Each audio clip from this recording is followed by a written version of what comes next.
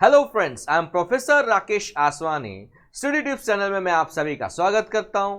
Friends, आज हम chapter number 8 introduction to management उसका मोस्ट इंपॉर्टेंट टॉपिक कवर करने जा रहे हैं कि management as an art, science and profession.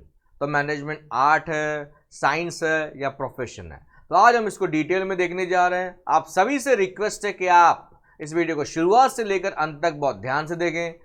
Friends, मैंने आपके लिए नए तरीके से सारे वीडियोस बनाने, सारे चैप्टर्स के वीडियोस बनाने स्टार्ट किए हैं। रोज अपलोड हो रहे हैं कई सारे वीडियोस। आपसे रिक्वेस्ट, उसको जरूर चेक करें ताकि आपको ये बेनिफिट मिल सके। ये वीडियोस अच्छा लगे तो मैक्सिमम लोगों तक शेयर करना ना भूलें, क्योंकि शेयरिंग ही केयरिंग है। चलिए दोस्तों, स्टार्ट करते हैं management as an art, science and profession. तो सबसे पहले आपके सामने ये चीजें हम एक एक करके डिटेल में डिस्कस करने वाले हैं। तो सबसे पहले मैनेजमेंट आर्ट है कि नहीं है, पहले हम ये देखने वाले हैं। तो सबसे पहले आर्ट क्या होता है, पहले तो हमें इसे समझना है। आर्ट यानी हम कला की बात कर रहे हैं। तो art is the bringing about the desired result through the application of skill. ये एक मार्क का ऑब्जेक्टिव है, वन सेंटेंस में भी आपको लिखना पड़ सकता है, इसके लिए ये लाइन आपने याद रखनी है। आर्ट क्या है? Art is the bringing about the desired results, यानी हमने काम करके दिखाना है, रिजल्ट्स अचीव करके दिखाना है, गोल अचीव करके दिखाना है through the application of skills. हमने हमारा हुनर दिखाना है। आर्ट में हर इंसान अपनी कलाकारी दिखाता है। अब आर्ट की बात करें तो सेकंड पॉइंट आपके लिए, it is inborn quality, natural quality भी बोला जाता है। आर्ट इज इनबॉर्न, ऐसे पहले माना जाता था, लेकिन आज की तारीख में अगर हम बात करें, अगर किसी के अंदर ये इनबॉर्न क्वालिटी नहीं भी है तो उसको हम डेवलप कर सकते हैं। कैसे? C point number 3, through proper education and practice one can develop art. Yes, आज हर चीज को सीखा जा सकता है। आज इतने सारे इंस्टीट्यूट्स आ गए हैं, बहुत कुछ सिखाया जाता है। तो थ्रू एजुकेशन एंड प्रैक्टिस आप उस आर्ट को डेवलप कर सकते हो। एग्जाम्पल्स नेक्स्ट पॉइंट में आपको दिए गए, जैसे सिंगिंग एक आर्ट है, dancing, acting, sports, drawing, skating, ये सारी चीजें सीखी जा सकती है। अगर आपको नहीं भी आती है तो आप इसको प्रैक्टिस करेंगे, सीखेंगे तो आप सीख सकते हो। ऐसे कई सारी चीजें, horse riding, cycling, musician, magician, ये सब आर्ट के अंदर आते हैं दोस्तों।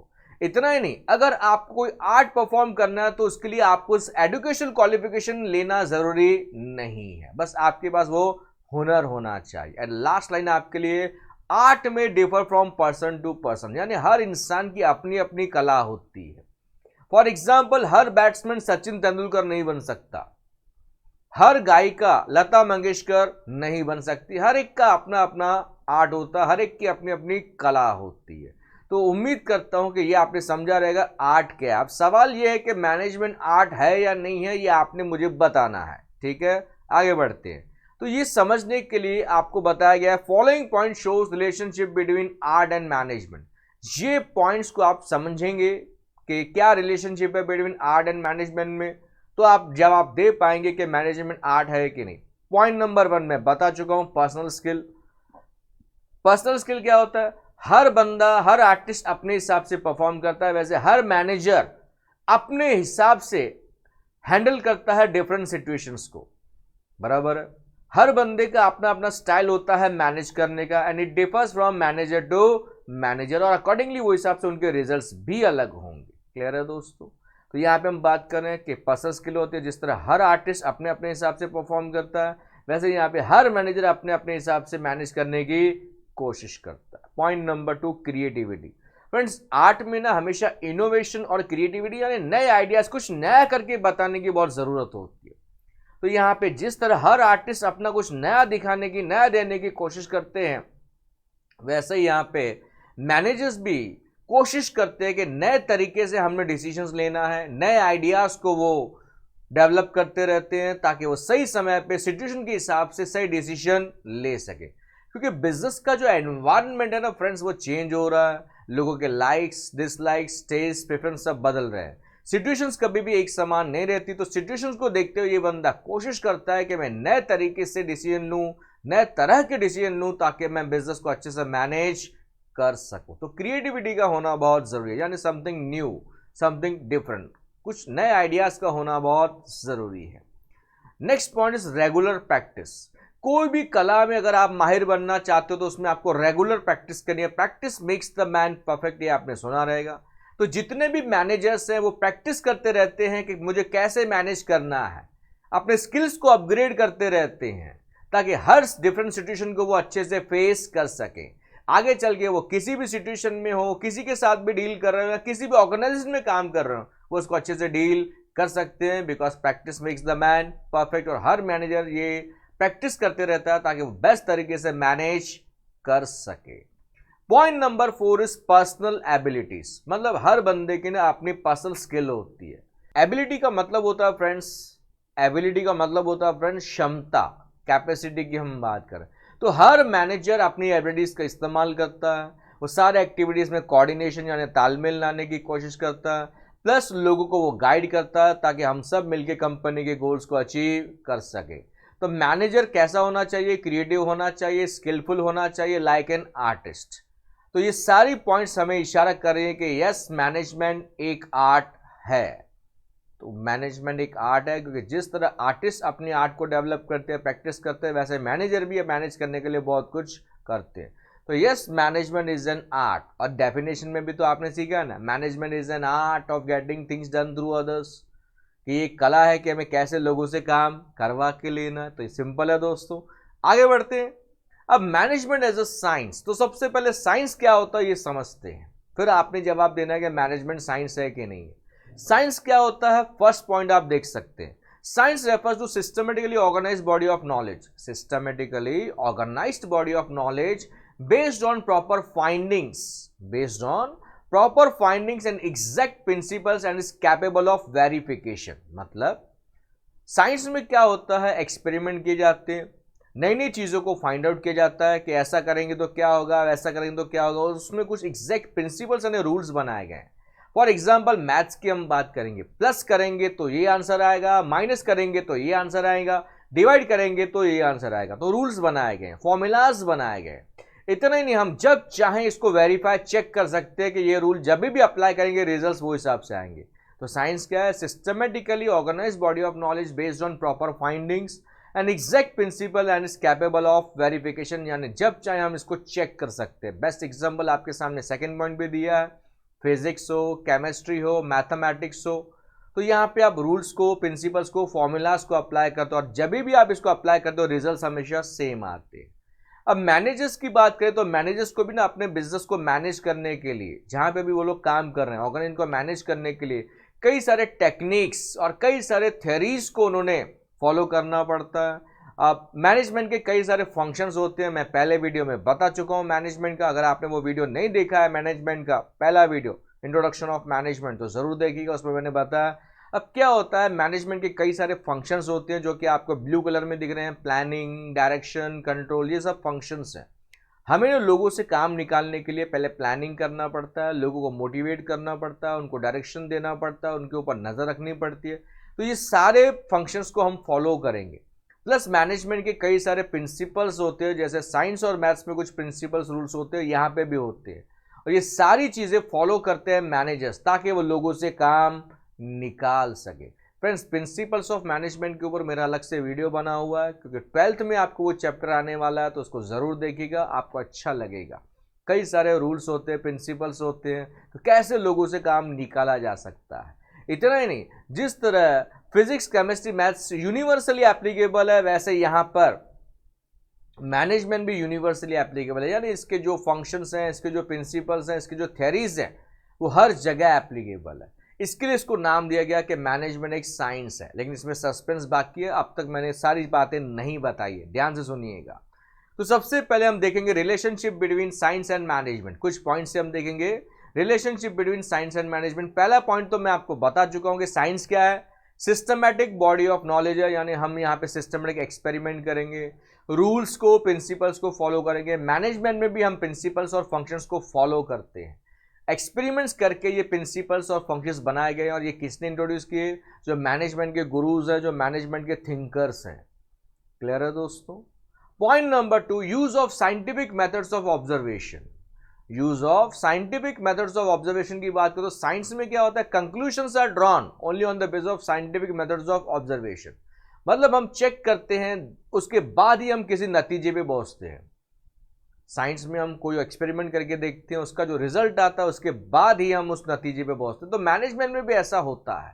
यहाँ पे हम सारे मेथड्स को सिस्टमेटिकली यूज करते हैं, सिस्टमेटिक तरीके से हम डेटा कलेक्ट करते हैं, उस डेटा को हम वेरीफाई करते हैं, एनालिसिस यानी इन डेप्थ स्टडी करते हैं, उसको इंटरप्रेट करते हैं, इस डेटा से हम सारी इंफॉर्मेशन काम की निकालने की कोशिश करते हैं और उसके बेसिस पे हम डिसीजन लेते हैं। यानी मैनेजमेंट में भी हर काम सिस्टमेटिकली होता है, दुक्केबाजी वाला काम नहीं होता है। मैनेजमेंट में भी अगर कोई डिसीजन लेना है मैनेजर्स को, तो पहले वो डेटा कलेक्ट करेंगे, डेटा यानी इंफॉर्मेशन। डेटा कलेक्ट करने के बाद उसको वेरीफाई किया जाएगा, चेक किया जाएगा, उसको प्यूरिफाई किया जाएगा, उसको एनालिसिस किया जाएगा, टेबल चार्ट्स बनाए जाते हैं, उसको इंटरप्रिटेशन किया जाता है, उसके बेसिस पे डिसीजन लिए जाते हैं। Next point is cause and effect relationship. Science is based on cause and effect. Science में बताया जाता है, जैसे लॉ ऑफ ग्रेविटी कहता है कि अगर आप कोई भी चीज ऊपर फेंकोगे तो वो नीचे आएगी, law of gravity. Cause and effect, reason बताया कि ये चीज नीचे क्यों आती है। वैसे मैथ्स में अगर आप प्लस करोगे तो ये आंसर आएगा, माइनस करोगे तो ये आंसर आएगा, डिवाइड से आंसर कुछ और आएगा, बराबर है। तो साइंस हमें बताता है कॉज एंड इफेक्ट रिलेशनशिप, वैसे मैनेजमेंट में भी हमें बताता है कॉज एंड इफेक्ट रिलेशनशिप, क्योंकि मैनेजमेंट की जो थ्योरीज हैं वो इन रिलेशनशिप के ऊपर ही बेस्ड है। समझाने के लिए ब्लू कलर में एग्जांपल दिया है। अगर हम एम्प्लॉयज को मोटिवेट करने के लिए, एनकरेज करने के लिए सैलरी बढ़ा के दें, यानी अच्छा पगार दें, अच्छे वर्किंग कंडीशंस यानी गुड एटमॉस्फेयर प्रोवाइड करें, तो वो बंदा बेस्ट देने की कोशिश करेगा, ज़्यादा से ज़्यादा मेहनत लेगा। यानी कॉज एंड इफेक्ट बताया, अगर आप अच्छा काम, अच्छा पैसा दोगे तो बंदा अच्छा परफॉर्म करेगा एंड वाइस वर्सा। तो यहां पे भी कॉज एंड इफेक्ट का रिलेशनशिप काम करता है। Point number 4 is universal applicability of principles. यानी इसके जो प्रिंसिपल्स हैं वो यूनिवर्सली एप्लीकेबल। जैसे मैथ्स की बात करें तो किसी भी देश में जाके 2 + 2 4 ही होगा, आंसर सेम आएगा। लॉ ऑफ ग्रेविटी हर देश में काम कर रहा है, बराबर है। वैसे मैनेजमेंट के भी जो प्रिंसिपल्स हैं वो भी यूनिवर्सली एप्लीकेबल है। मैनेजमेंट के जो भी प्रिंसिपल्स हैं, फंक्शंस हैं, वो भी हर कंडीशन में, हर सिचुएशन में, हर जगह, हर देश में अप्लाई किए जा सकते हैं। क्लियर है फ्रेंड्स? अब कंक्लूजन में आते हैं। ऐसे तो लगता है कि मैनेजमेंट एक साइंस है, लेकिन management is not a pure science. Second वाला पॉइंट चेक कीजिएगा, कंक्लूजन नहीं लिखोगे तो मार्क्स नहीं मिलेंगे, 0 मिलने वाला है। मैनेजमेंट साइंस तो है लेकिन वो प्योर साइंस नहीं है, लाइक मैथमेटिक्स और केमिस्ट्री। क्योंकि मैथमेटिक्स और केमिस्ट्री की हम बात करें तो वहां पे रिजल्ट्स हमेशा एक्यूरेट आते हैं। 2 + 2 जब भी करेंगे 4 ही आएगा। केमिस्ट्री में जब भी आप एक्सपेरिमेंट करेंगे रिजल्ट सेम आएगा। But management is a social science because it deals with human behaviour which is highly unpredictable. इस पॉइंट को मैं फिर से समझाता हूं नेक्स्ट स्लाइड में। इस लाइन को एक बार दोबारा से पढ़ लेते हैं। मैनेजमेंट कौन सा साइंस है? सोशल साइंस है। सोशल साइंस क्यों बोलते हैं? क्योंकि यहां पे हमें इंसानों से काम निकालना, और इंसान का जो बिहेवियर है ना वो हमेशा बदलते रहता है।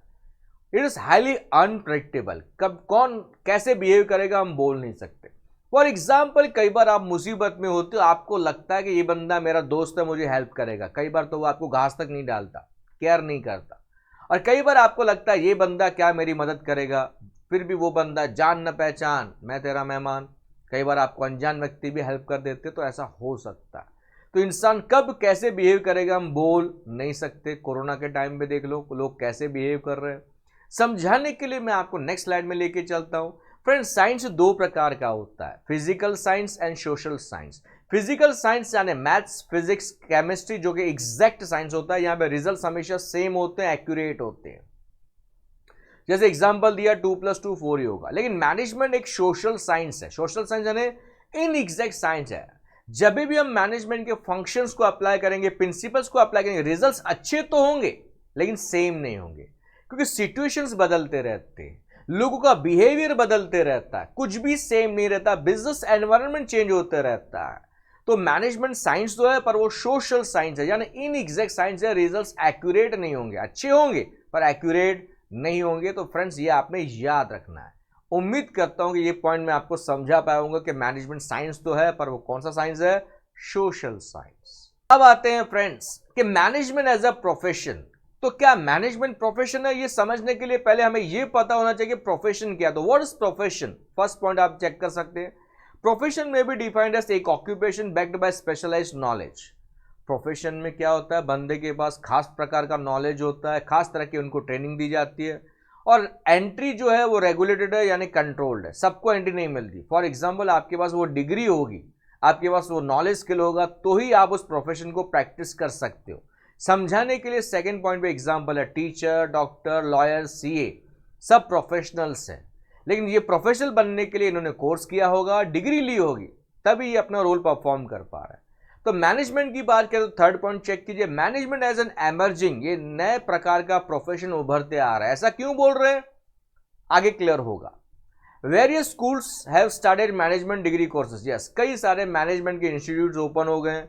एग्जाम्पल नेक्स्ट पॉइंट में दिया है, जैसे एग्जाम्पल दिया IIM, Indian institute of management, यहां से आप MBA की डिग्री ले सकते हैं। या फिर पुणे में इंस्टीट्यूट है जिसको नाम दिया गया पुम्बा यानी PU यानी पुणे यूनिवर्सिटी। MBA की हम बात करें तो सावित्रीबाई फुले पुणे यूनिवर्सिटी, MBA की हम बात करें, यहाँ से भी आप कोर्स कर सकते हैं, डिग्री ले सकते हैं।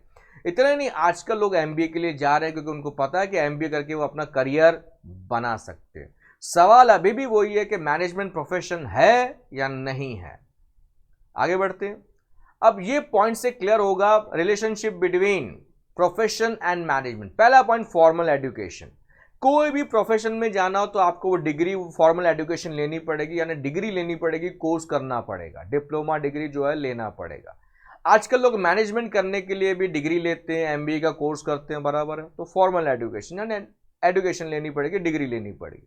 Point number 2, code of conduct. Code of conduct क्या होता है, रूल्स एंड रेगुलेशंस जो प्रोफेशनल्स ने फॉलो करने होते हैं। कोड ऑफ कंडक्ट का मतलब होता है well set rules and regulations to be followed by professionals. अब क्या होता है, हर प्रोफेशन के लिए ना कोड ऑफ कंडक्ट होते हैं। थर्ड लाइन चेक कीजिए, जैसे लॉयर की बात करें तो लॉयर को भी कोड ऑफ कंडक्ट फॉलो करना पड़ेगा, जो उसकी संगठन, आगे चल के पॉइंट्स आएंगे, हर प्रोफेशन का एक संगठन होता है, एक एसोसिएशन होता है। जैसे लॉयर्स के लिए bar council of India, lawyers के लिए बार काउंसिल ऑफ इंडिया ने कुछ रूल्स बनाए हैं तो इन्होंने उसको फॉलो करना है। वैसे CA को ICAI, institute of chartered accountants of India की हम बात करें, अगर आपको CA का कोर्स करना है तो यहाँ रजिस्टर करना पड़ेगा, यहाँ से डिग्री लेनी पड़ेगी और इनके जो रूल्स हैं वो आपको फॉलो करने पड़ेंगे। जबकि मैनेजर्स की बात करें तो मैनेजर्स के लिए ऐसे कोई एसोसिएशन नहीं है, मैनेजर्स के लिए ऐसे कुछ specific code of conduct available नहीं है, वो जनरल कोड ऑफ कंडक्ट को फॉलो करते हैं based on customs and traditions. तो ये पॉइंट कुछ हद तक मैच नहीं हो रहा है। क्लियर है दोस्तों, आगे बढ़ते हैं। Point number 3, expertise. प्रोफेशनल्स अपने फील्ड में एक्सपर्ट होते हैं, प्रोफेशनल्स अपने फील्ड में एक्सपर्ट होते हैं क्योंकि उन्होंने डिग्री लिया है, ट्रेनिंग लिया और वो प्रैक्टिस करते रहते हैं। तो मैनेजर्स भी अपने काम में एक्सपर्ट होते हैं क्योंकि उन्होंने भी नॉलेज लिया है, डिग्री ली है और वो भी अपने स्किल्स को प्रैक्टिस करते रहते हैं। तो ये पॉइंट दोनों जगह एप्लीकेबल है, प्रोफेशन को भी और मैनेजमेंट को भी। Registration, point number 4, registration. अब मैं थोड़ी देर पहले आपको बता रहा था कोड ऑफ कंडक्ट के बारे में, उसी से कनेक्टेड है। जितने भी प्रोफेशनल्स हैं उनको अपनी संस्था के साथ रजिस्टर करना पड़ता है, they need to register themselves with their association. जैसे इंडिया में बात करें तो CA को रजिस्टर करना पड़ता है ICAI के साथ, थोड़ी देर पहले बताया था। वैसे ही लॉयर्स को बार काउंसिल ऑफ इंडिया, उसके रूल्स एंड रेगुलेशन फॉलो करने पड़ते हैं। तो हर एक का एक एसोसिएशन होता है, वहां से सर्टिफिकेट लेना पड़ता है। जैसे CA का कोर्स कर रहे हो तो आपको ICAI से सर्टिफिकेट मिलना चाहिए, उसके बगैर आप CA को प्रैक्टिस नहीं कर सकते। लेकिन मैनेजर्स की बात करें तो ऐसी कोई बॉडी नहीं बनी उनको रजिस्टर करने के लिए। मैनेजर्स की अगर हम बात करें तो उनके लिए ऐसी कोई बॉडी नहीं है जो के रजिस्ट्रेशन कंपलसरी करना है। हाँ, मैनेजर्स अगर चाहें तो मेंबरशिप ले सकते हैं चैम्बर ऑफ कॉमर्स का, उनसे उनको बेनिफिट मिलेगा, लेकिन ये कंपल्शन नहीं है। तो ये पॉइंट भी कुछ हद तक मेल नहीं खा रहा है। रेस्ट्रिक्टेड एंट्री, प्रोफेशन की बात करें तो रेस्ट्रिक्टेड एंट्री है, मतलब बगैर डिग्री के, बगैर फॉर्मल एजुकेशन के आप उस प्रोफेशन में नहीं जा सकते। डॉक्टर बनना है, मुन्ना भाई MBBS तो देखा रहेगा आपको डिग्री लेनी पड़ेगी। लॉयर बनना है तो डिग्री लेनी पड़ेगी, CA बनना है तो डिग्री लेनी पड़ेगी। लेकिन मैनेजर्स की बात करें तो डिग्री लेना कंपल्शन नहीं है। आज भी हमारे देश में ऐसे मैनेजर्स हैं जो बगैर डिग्री के मैनेजर का रोल प्ले कर रहे हैं, कोई MBA की डिग्री उन्होंने नहीं ली है, फिर भी वो मैनेज कर रहे हैं। तो ये पॉइंट भी उसको एप्लीकेबल नहीं है। तो फ्रेंड्स, आपको क्या लगता है, मैनेजमेंट प्रोफेशन है कि नहीं है? ये रहा आपके सामने conclusion. On the basis of above discussion, it is very difficult to say whether management is profession or not.